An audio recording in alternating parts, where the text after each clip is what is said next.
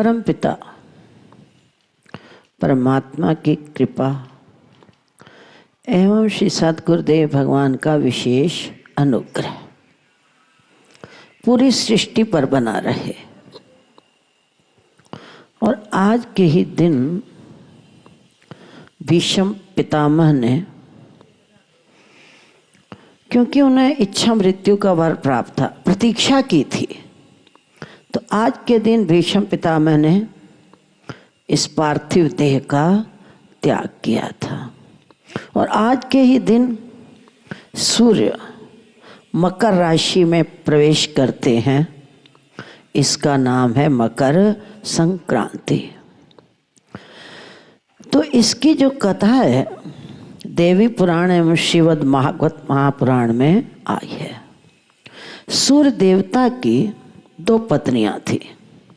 एक पत्नी का नाम छाया, छाया के पुत्र थे शनि, और दूसरी पत्नी का नाम था संज्ञा, उसके पुत्र का नाम था यमराज। अब जो सूर्य देवता का प्रेम था, विशेष प्रेम उसका संज्ञा के साथ था।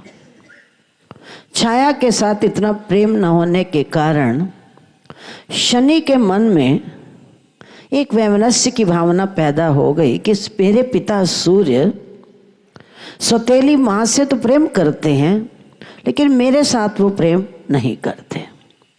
पिता भी अवहेलना करते थे। सूर्य देवता जो थे वो छाया की अवहेलना करते थे।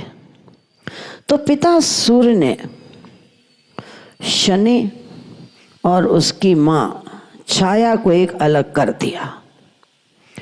अब पिता सूर्य जब शनि और छाया उसकी माँ को अलग कर दिया तो उनके मन में दुख होने लगा। अब जो शनि का घर है कुंभ राशि है, शनि का घर कुंभ राशि में है। इधर पिता सूर्य को भेद बुद्धि के कारण, पक्षपात के कारण, देखो पंक्ति में बैठो ना तो महापुरुषों ने कहा है कि सबको एक समान। पिता ने जो पक्षपात किया, किसने पक्षपात किया? सूर्य देवता ने। सूर्य देवता के पक्षपात के कारण सूर्य देवता को कुष्ठ का रोग हो गया। लेकिन जो यमराज होते हैं ना, धर्मराज या यमराज, वो पक्षपात नहीं करते। अब तो प्रत्येक प्राणी मात्र को अपने कर्मों का फल देते हैं। लेकिन फिर भी यमराज के मन में एक पीड़ा पैदा हुई, कसक पैदा हुई कि मेरे पिता दुखी हो रहे हैं। पिता के दुख की निवृत्ति के लिए यमराज ने सिद्धांत के अनुसार कठिन तपस्या की। तपस्या का फल तो परमात्मा देते हैं, निष्फल तो कुछ भी नहीं, क्योंकि तिल नहीं बनने घाले। जब यमराज ने कठिन तपस्या की तो पिता का जो कुष्ठ रोग था वो दूर हो गया। लेकिन शनि से फिर नाराज रहने लगे और शनि को ये श्राप प्राप्त हो गया कि तेरा घर जल जाए। अब शनि का जो घर था सब कुछ जलकर खाक हो गया। जब इंसान के जीवन में, प्राणी मात्र के जीवन में दुख या कष्ट आते हैं या विपरीत परिस्थितियाँ आती हैं, प्रतिकूलताएं आती हैं, तो इंसान स्वतः जो है दीन हो जाता है। और दीन मन का एक लक्षण है कि उसका मन प्रभु के चरणों में लीन हो जाता है। हम जब किसी कार्य में अधिक सफलता प्राप्त करते हैं तो न चाहते हुए भी हमारे अंतस्तर में सूक्ष्म अहंकार के जो अंकुर है ना, वो धीरे धीरे पनपने लगते हैं। और प्रतिकूलता में इंसान का मन, दुख में, कष्टों में इंसान का जो मन होता है वो स्वतः दीन होता है। दीन मन विनम्र होता है, और जब विनम्रता आ जाती है तो जीव के कष्टों की निवृत्ति धीरे धीरे प्रारंभ हो जाती है। शनि और छाया हर पल हर क्षण दीन दुखी रहने लगे। लेकिन इधर यमराज अपनी प्रवृत्ति एवं सिद्धांत के अनुसार जब उन्होंने देखा कि मेरा सौतेला भाई शनि दुखी रहता है, तो उस समय यमराज ने पिता के श्री चरणों में जाकर अनय विनय की और कहा, पिताजी, जीव भूल करता है, लेकिन आप पिता हैं, आपके मन में उसके प्रति करुणा होनी चाहिए। यमराज किसे समझा रहा है? अपने पिता सूर्य को। तो बार बार यमराज के समझाने पर जो सूर्य देवता हैं वो किसके घर पहुँचे? शनि के घर। उस समय शनि के पास कुछ था नहीं, सब कुछ जलकर राख हो चुका था, भस्म हो चुका था। मात्र उस दिन शनि के पास केवल तिल ही रखे हुए थे। तो उन्हीं तिलों के द्वारा शनि देव ने अपने पिता सूर्य का आतिथ्य सत्कार किया, पूजा की, स्वागत किया। तो उसी दिन से मकर संक्रांति वाले दिन तिल और पूजा की जाती है, तिलों से पूजा की जाती है।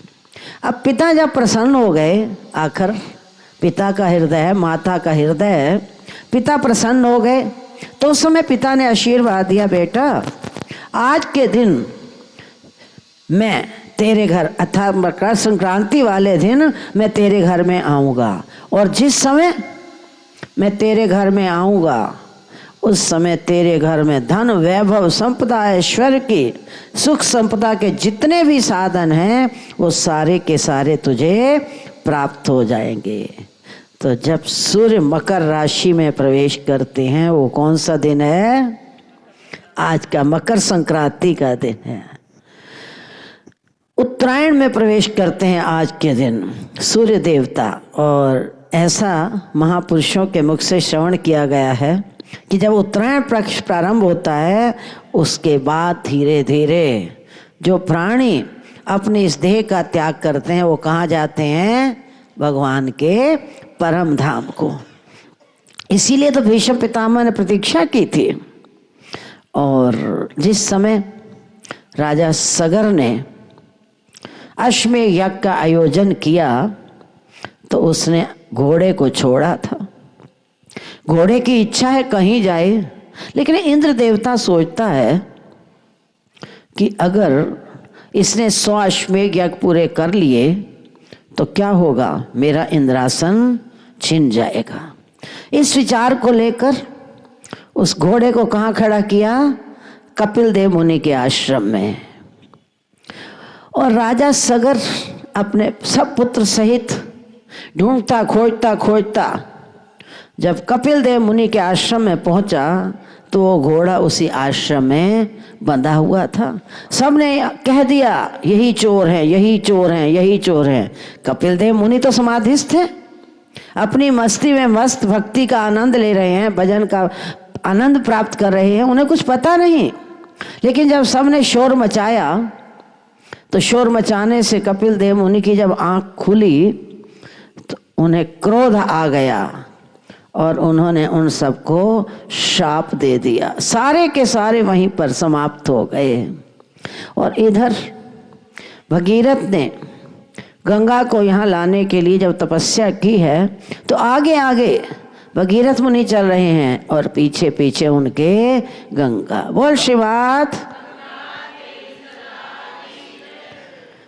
तो कपिल देव मुनि के आश्रम से होते जब वो गंगा जा रही थी, जितने भी अस्थियों के पिंजर वहाँ पर उपस्थित थे सबका उन्होंने उद्धार किया। और उद्धार करते करते इसीलिए जो हमारे शास्त्रों में नियम निर्धारित किए गए हैं, लोग तो मानते नहीं ना इस बात को, क्या हो जाएगा। अधिकांश परिवारों में ऐसा देखा व सुना जाता है कि लोग पितृ उद्धार के लिए आज के दिन विशेष दान पुण्य करते हैं। और तिलों का दान तो विशेष महत्वपूर्ण है। जो शास्त्रों में बातें लिखी गई हैं उनके पीछे कहीं ना कहीं कुछ ना कुछ छिपे हुए रहस्य हैं, लेकिन कहना तो नहीं चाहिए। आज हमारे भारत देश में भी धीरे धीरे जितने भी धर्म हैं धीरे धीरे कम होते जा रहे हैं। समाज की आस्था उस पर कम हो रही है। और आप जानते हो धर्म कर्म में आस्था होने का भयंकर दुष्परिणाम पहले कैंसर किसी एक आध को सुना जाता था, आज कितने परिवार हैं यही सुनने को मिलता है, उस घर में कैंसर, उस घर में कैंसर। क्यों? जब हम भगवान की आज्ञा का पालन नहीं करेंगे तो जीवन में क्या आएगा? आध्यात्म, आदैविक और आजभूतक रोग ही तो आएंगे हमारे जीवन में। दैहिक दैविक भौतिक तापा, राम राज नहीं काहू व्यापा। भगवान राम के राज में क्यों नहीं थे ये रोग? क्योंकि उस समय सत्य, धर्म, कर्तव्य, कर्म की शुद्धि, जो धर्म कर्म करते हैं उनकी आयु भी लंबी होती है, क्योंकि उन्होंने श्वासों का सदुपयोग किया। श्वास तो गिनती के मिलेंगे, ऐसी बात नहीं कि श्वास बढ़ेंगे, लेकिन शुभ कर्म करने से श्वासों की रक्षा होती है, बचत होती है। योगी जन अपने श्वासों को इसीलिए बचा ले लेते थे। ढोली का काम होता है ढोल बजाना, कोई सुने या ना सुने। हम पुनः आप सबसे यही प्रार्थना करेंगे कि अपने बच्चों को, अपने परिवार में ये दोबारा संस्कार देना शुरू कर दो। अगर ये धर्म कर्म धीरे धीरे कम होने लगा, लुप्त हो गया, तो उसका भयंकर दुष्परिणाम। प्राचीन समय में कितनी लंबी आयु होती थी, आज तो जो 70 तक पहुंच रहे हैं, हाँ ठीक आयु हो गया है।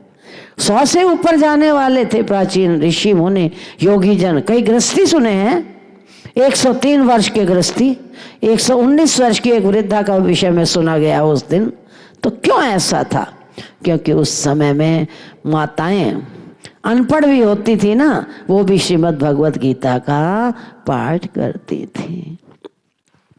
इसलिए आज के दिन सूर्य देवता मकर राशि में प्रवेश करते हैं। बोलिए सच्चिदानंद भगवान की जय।